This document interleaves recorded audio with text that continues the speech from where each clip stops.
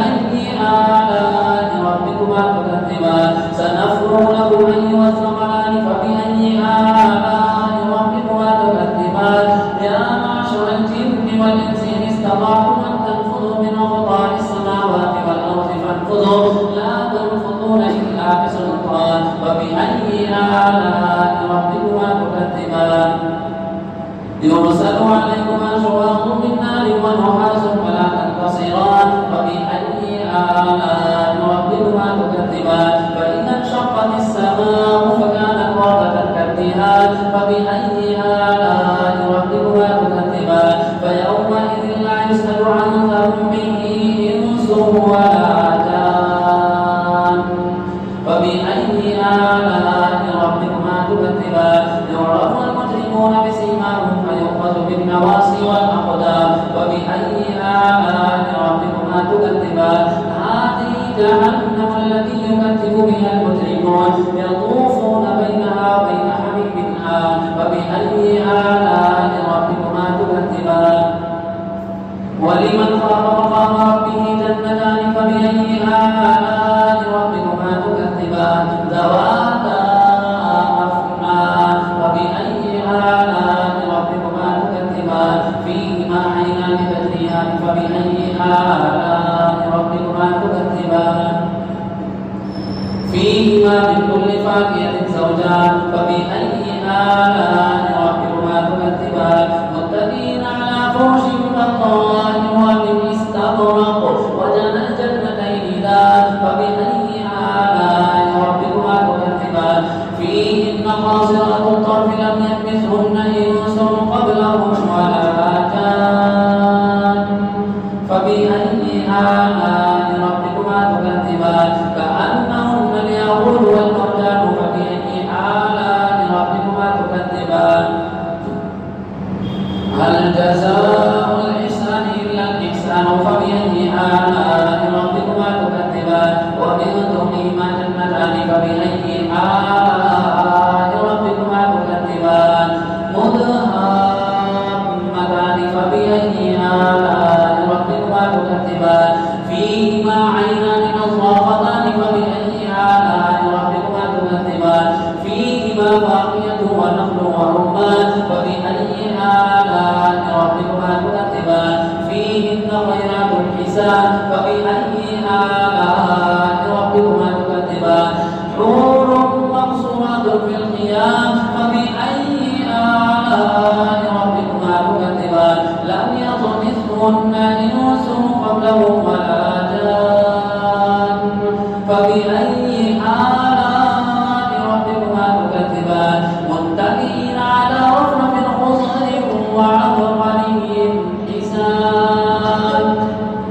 فبأي آلاء ربكما تكذبان تبارك اسم ربك ذي الجلال والإكرام الله أكبر سمع الله لمن حمده الله أكبر الله أكبر الله أكبر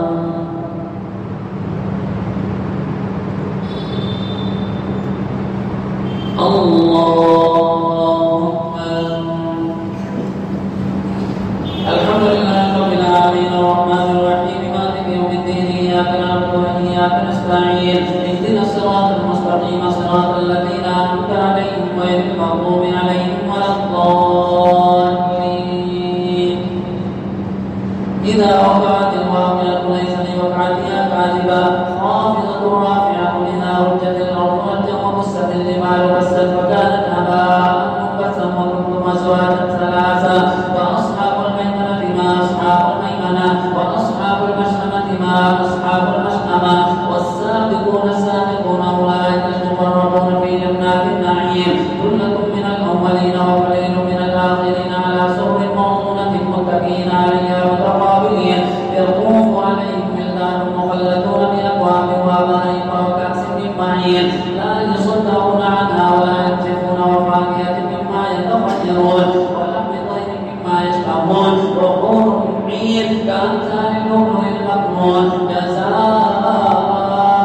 بما كانوا يعملون لا يسمعون فيها لغوا ولا تأثيما إلا قيلا سلاما سلاما وأصحاب اليمين ما أصحاب اليمين في سدر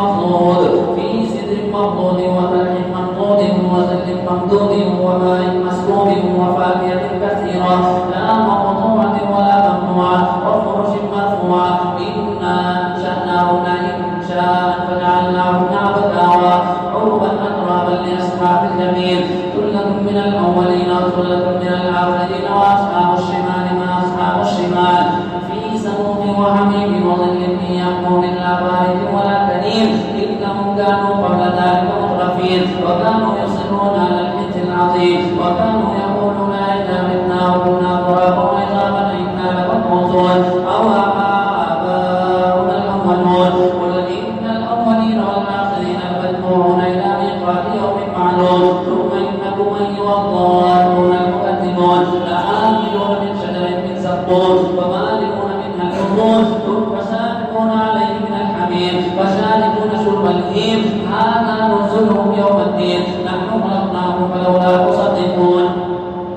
أفرأيتم ما تمنون أنتم تخلقونه أم نحن الخالقون نحن قدرنا بينكم الموت وما نحن بمسبوقين على أن نبدل أمثالكم وننشئكم فيما لا تعلمون ولقد علمتم النشأة الأولى فلولا تذكرون أفرأيتم ما تحرثون أأنتم تزرعونه أم نحن الزارعون لو نشاء لجعلناه غراما فظلتم تفكرون إنا لمغرمون بل نحن محرومون أفرأيتم الماء الذي تشربون أأنتم أنزلتموه من المزن أم نحن المنزلون لو نشاء جعلناه جادا فلولا تشكرون أفرأيتم النار التي تورون أأنتم أنشأتم شجرتها أم نحن المنشئون نحن جعلناها تذكرة ومتاعا للمقوين فسبح باسم ربك العظيم فلا أقسم بمواقع النجوم وإنه لقسم لو تعلمون عظيم إنه لقرآن كريم في كتاب مكنون لا يمسه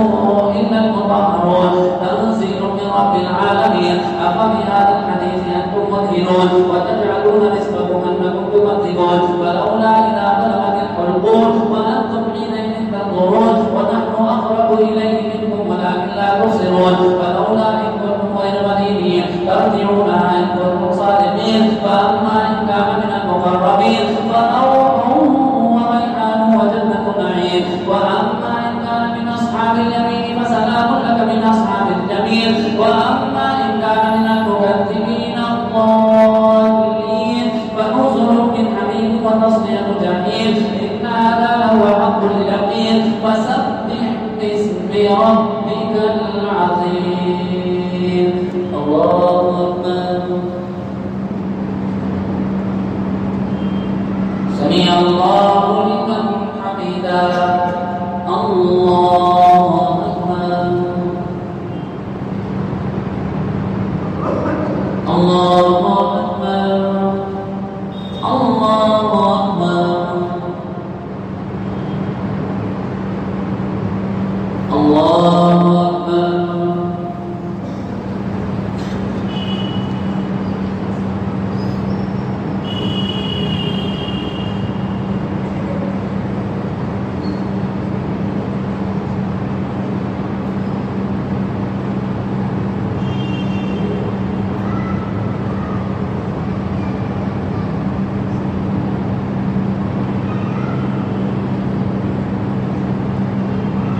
السلام عليكم ورحمة الله.